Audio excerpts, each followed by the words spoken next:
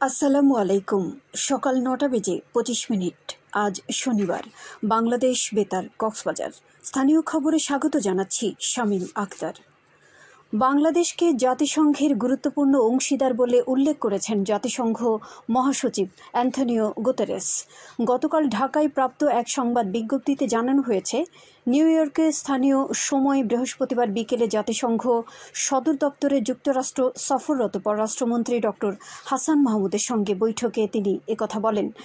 Antonio Guterres বলেন, আন্তর্জাতিক শান্তি ও নিরাপত্তা, টেকসই উন্নয়ন, জলবায়ু পরিবর্তন মোকাবেলা সহ জাতিসংঘের অনেক কর্মযজ্ঞে বাংলাদেশ উল্লেখযোগ্য অবদান রেখে চলেছে এবং সেই কারণেই আমরা বাংলাদেশকে জাতিসংঘের গুরুত্বপূর্ণ অংশীদার হিসেবে বিবেচনা করি।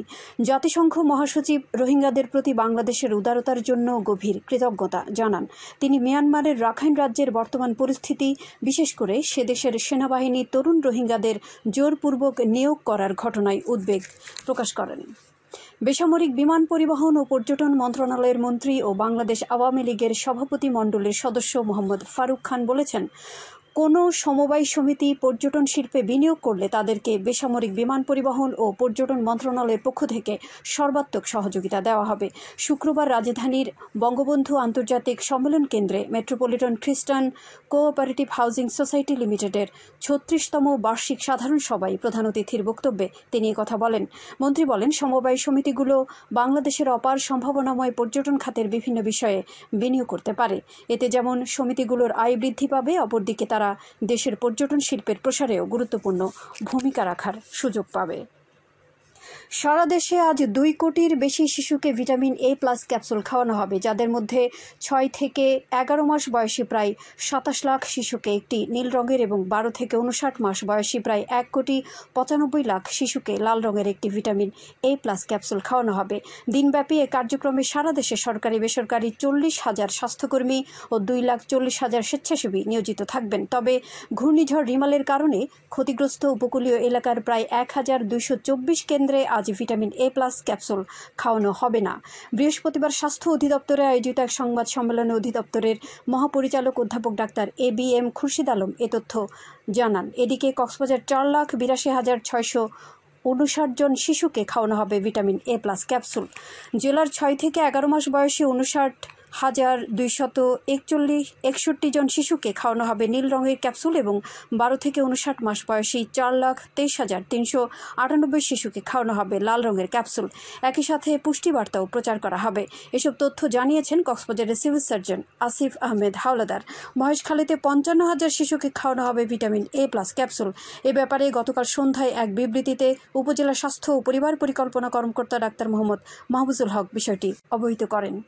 ইঞ্জিন ও লোকবল সংকটের কারণে বন্ধ হওয়া কক্সবাজার চট্টগ্রাম রুটের বিশেষ ট্রেনটি ফের চালু করা হচ্ছে। আগামী ১২ জুন থেকে ট্রেনটি আবারও চালুর সিদ্ধান্ত নিয়েছে রেলওয়ে কর্তৃপক্ষ। চট্টগ্রামবাসীর দাবির মুখে শুক্রবার রেলওয়ের মহাপরিচালক সর্দার শাহাদাত আলী কক্সবাজার চট্টগ্রাম রুটের বিশেষ ট্রেনটি চালুর সিদ্ধান্তের কথা জানান।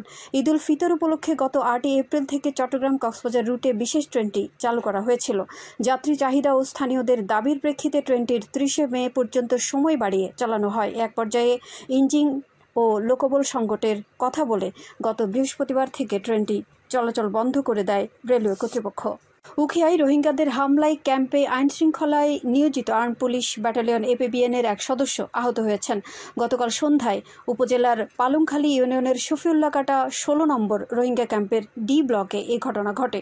জানা গেছে, পেশাগত দায়িত্ব পালনের সময় ব্লক রেইড বিশেষ অভিযান চলাকালে পুলিশের উপর ক্ষিপ্ত হয়ে হঠাৎ হামলা চালিয়ে পালিয়ে যায় রোহিঙ্গা দুর্বৃত্তরা। এ ঘটনায় জড়িতদের বিরুদ্ধে আইনানুগ ব্যবস্থা নেওয়া হচ্ছে বলে জানিয়েছেন ৮ APBN-এর অধিনায়ক আমির জাফর। আবহাওয়া এখন জানিয়ে দিচ্ছি বাঁকখালী নদীর মোহনা ও সংলগ্ন এলাকার সামুদ্রিক জোয়ার ভাটার সময়সূচি। আজ জোয়ার শুরু হবে বেলা ১২টা ১০ চলবে সন্ধ্যা ৬টা ৯ পর্যন্ত। সবশেষে পর্যটক বার্তা। পর্যটন নগরী কক্সবাজারে আগত ভ্রমণ পিয়াসুদের সাগরে নামার পূর্বে সাবধানতা অবলম্বন করার জন্য অনুরোধ করা হচ্ছে।